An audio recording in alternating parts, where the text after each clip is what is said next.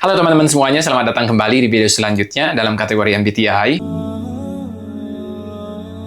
Setelah di dua video sebelumnya kita membahas tentang cara pandang kita terhadap dunia ya, dalam hal apa yang kita bicarakan dan apa yang kita lakukan. Di video kali ini kita akan fokus ke cara seseorang menyusun strategi. Dan tentunya hal ini juga akan merepresentasikan cara kita memandang dunia. Seperti biasanya sebelum kita masuk ke poin yang lebih detailsnya ya, ada beberapa hal yang harus kita ketahui di sini. Yang pertama di sini, worldview atau cara pandang terhadap dunia adalah sudut pandang dasar yang kita gunakan untuk melihat dunia. Dan di sini juga salah satunya ya, cara pandang terhadap hidup sering kali tercermin dari bagaimana seseorang menyusun strategi ketika menghadapi situasi. Jadi di sini artinya kita bisa mengenali cara pandang seseorang dari cara mereka menjelaskan solusi, ya, membuat rencana juga, atau intinya dalam memutuskan sesuatu. Dalam analisis ini juga yang akan kita bahas ya, cara menyusun strategi ini terbagi menjadi dua kecenderungan, yaitu sistematis dan berbasis kepentingan. Nah, untuk tipe MBTI-nya bisa kita lihat di tabel ini yang sistematis dan berbasis kepentingan ya. Tipe MBTI yang termasuk sistematis seperti yang bisa kita lihat juga di sini STJ ya, NTJ, SFJ, NTP,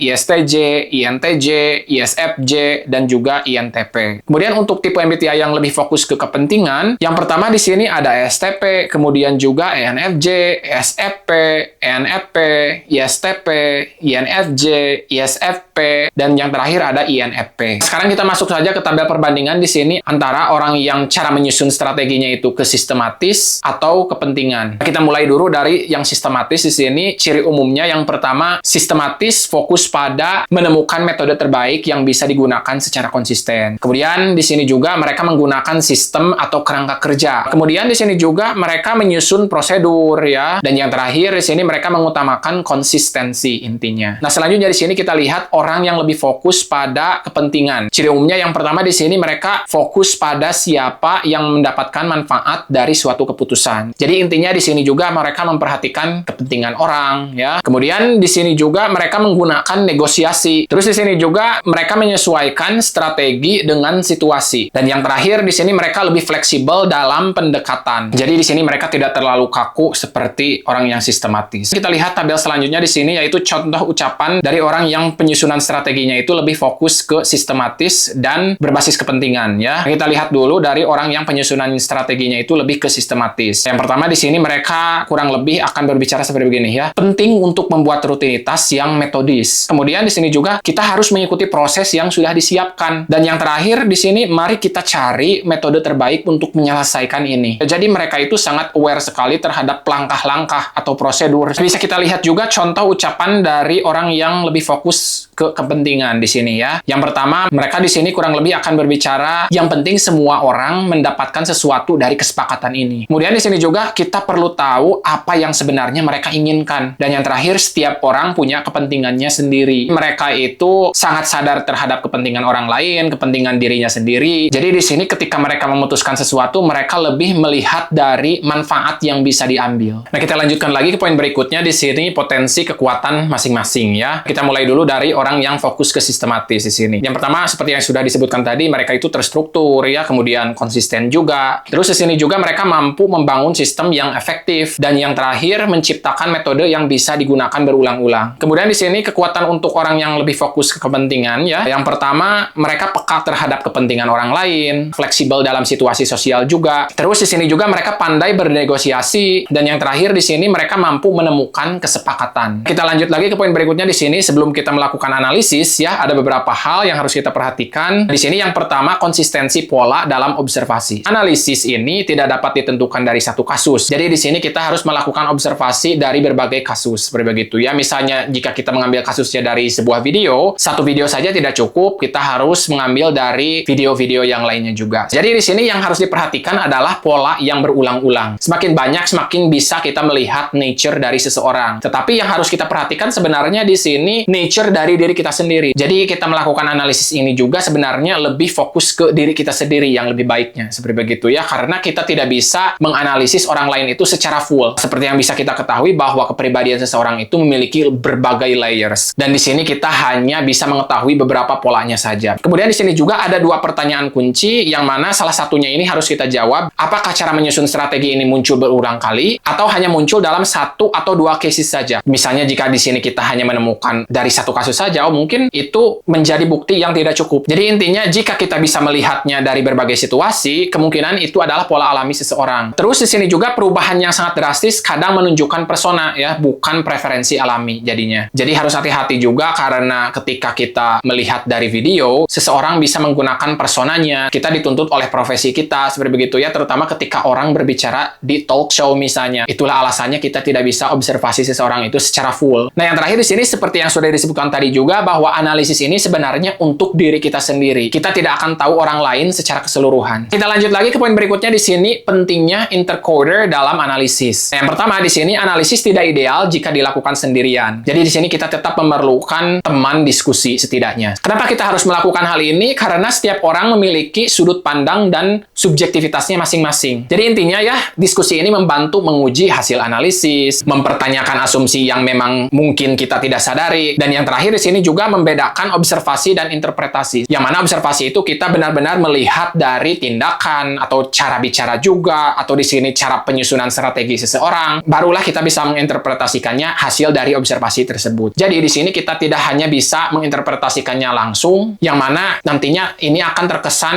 kita itu seperti menebak-nebak seperti begitu ya, jika kita hanya menginterpretasikannya saja. Contohnya, orang ini sepertinya penyusunan strateginya lebih ke sistematis. Kenapa? Kita tidak bisa menjawabnya karena kita tidak bisa menjelaskannya secara jelas atau buktinya di sini. Jadi intinya di sini perdebatan sehat tentang ujaran-ujaran justru membantu kita meningkatkan akurasi hasil analisis. Tetapi di sini jika kita misalnya tidak ada teman untuk diskusi ya, kita bisa gabung di komunitas personality database atau biasanya dikenal dengan akun PDB. Dan di sana kita juga bisa berdiskusi dengan orang-orang yang memang punya ketertarikan terhadap tipologi ini. Untuk website dan contoh aplikasinya seperti ini ya, bisa teman-teman cek. Sekarang kita lanjut saja ke sesi analisisnya. Oke, nah untuk proses analisisnya di sini seperti biasanya ya, kita hanya membuat tabel saja seperti begini. Di sini kita memberi nama sistematis, kemudian di sini juga ada berbasis kepentingan. Nah, seperti biasanya ketika kita menemukan case yang menurut kita itu termasuk sistematis, ya kita tinggal bikin pagar saja seperti begini atau simbol apapun terserah. Nah, kemudian yang perlu diketahui juga di sini kita membuat spektrum kayak gitu ya. Jadi kadang ada yang tipis perbedaannya atau di tengah-tengah di sini ya, atau sangat jauh perbedaannya. Dan seperti yang sudah disebutkan juga bahwa hasil analisis itu nanti harus kita perbandingkan lagi dengan teman-teman kita yang melakukan analisis. Nah, sekarang kita masuk saja langsung ke contoh videonya. Di sini ada 4 video ya. Ini dia videonya. Di sini saya hanya mengambil beberapa case saja. Walaupun misalnya berdasarkan dari ujaran, di sini setidaknya sudah menjadi gambaran atau representasi mereka seperti apa cara penyusunan strateginya. Walaupun kita juga harus hati-hati, kita tidak bisa mengetahui orang lain itu secara full. Karena bisa saja itu persona atau topeng kepribadian. Nah, kita mulai saja dari Mary Riana ini ya. Sekarang resolusi saya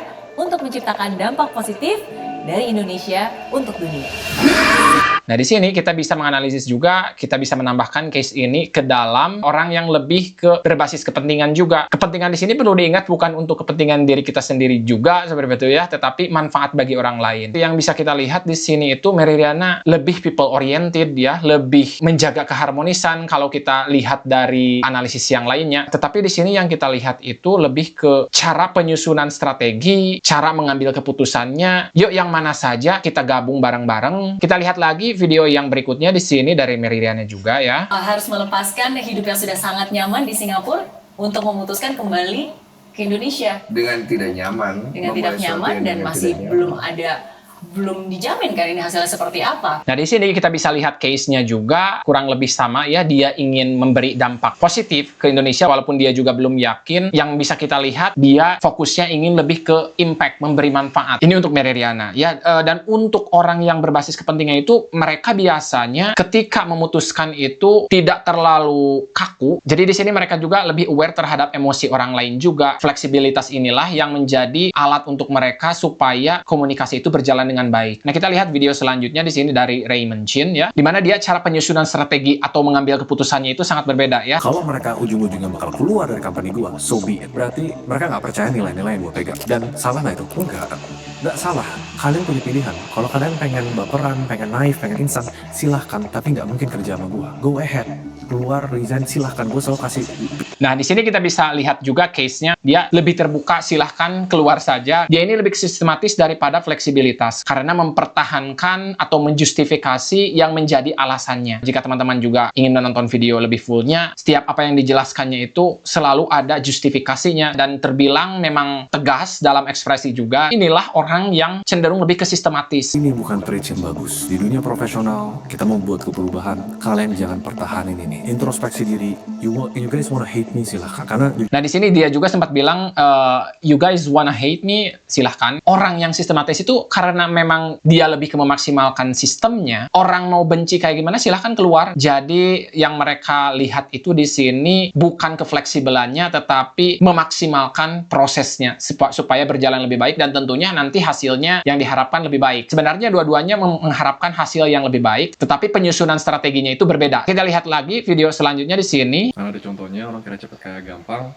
ya udah akhirnya mereka terjerumus. Nah, di sini bisa kita lihat juga ketika mereka berbicara tentang investasi bodong. Pokoknya hal-hal yang instan itu menjadi hal yang memang populer di Indonesia. Raymond Chen ini lebih fokus ke sistem, bukan fleksibilitas. Dia benar-benar lebih menekankan bahwa ya hasilnya bakal kayak gini. Jadi itulah kurang lebih untuk proses analisisnya. Tentunya jika ada beberapa hal yang memang perlu didiskusikan, silahkan diskusikan saja di kolom komentar ya. So that's all for today's video. Jadi yang bisa kita simpulkan di sini, cara pandang terhadap dunia memengaruhi bagaimana seseorang menyusun strategi juga. Kemudian di sini juga orang yang penyusunan strateginya itu lebih ke sistematis, mereka fokus pada metode, sistem, dan proses terbaik. Di sini juga untuk orang yang cenderung lebih ke kepentingan, mereka fokus pada kepentingan pihak-pihak yang terlibat, termasuk dirinya sendiri. Kemudian di sini juga tidak ada yang lebih baik, yang ada hanyalah perbedaan fokus dalam menyusun strateginya. Memahami perbedaan ini membantu kita mengenali cara berpikir diri sendiri, ya, memahami strategi orang lain juga. Dan yang terakhir, mengurangi kesalahpahaman dalam kerjasama. Selanjutnya yang perlu kita ketahui di sini, setiap orang itu intinya melihat dunia dari sudut pandang yang berbeda. Jadi intinya perbedaan ini bukan batasan, justru sesuatu yang bisa kita integrasikan secara lebih sadar. So that's all for today's video. Sampai jumpa di video selanjutnya. Dan jangan lupa support this channel. Bye for now. Have a good one.